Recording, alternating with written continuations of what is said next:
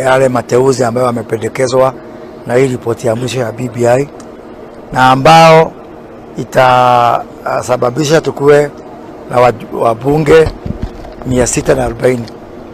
Na tukasema hilo jambo halifai kwa sababu wananchi wako na shida.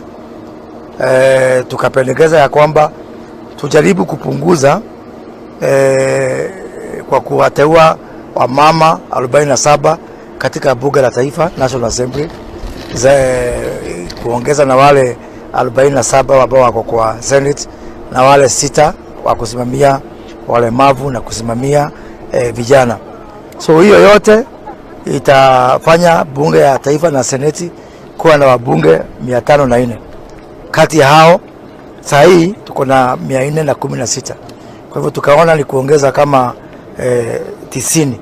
Na ukiangalia kwa hiyo 90, 70 inakuja na rasilimali, inakuja na fedha kwa sababu ni hizi constituencies ambao tunaongeza. Kwa hivyo tukaona wala wa kuongeza ni kama 20 peke yake. Na tukaona hiyo sio mbaya sana. Tuna tumaini ya kwamba wamama wetu watakubali hizo pendekezo. Kwa sababu hata 500 bado ni wengi. Wakenya nikiwasikiza hawataki hata moja aongezwe. Hawataki.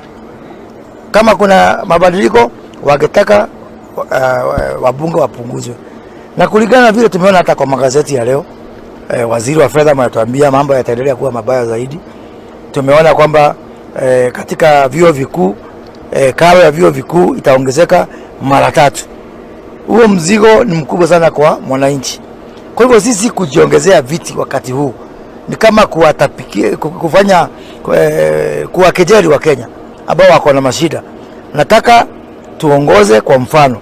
Nimeona waziri akisema kwamba mwaka ujao kuna watu watasimamishwa kazi kutoka kwa serikali. Na hiyo ni jambo mzuri kwa sababu tunajua pesa mingi sana ya bajeti yetu inaenda kwa mambo ya mishahara. Ni vizuri. Lakini hatuwezi kuwa tunaongeza wabunge kwa upande moja na upande mwingine tunafuta watu katika idara zingine. Sisi kama wabunge lazima tuongoze. And we must take the high moral ground and start on a high moral pedestal and lead by example. We cannot fire people from one side, from one hand, and on the other hand, we are going to increase nominated MPs by 180. It is not acceptable, and for that reason only, personally as Moses Kuria, I can compromise on anything else. But this one, on this particular issue of a bloated parliament when people are dying of poverty and COVID and other things, I will vote no, and I will mobilize people to vote no. We try all avenues. We will oppose it. Whether to win or to lose, but to be on the right side of history. Because some people will be judged very harshly by history. Yeah? So, it is a moral obligation. It's not even a political issue. It's not a constitutional issue. It's a moral issue. Okay.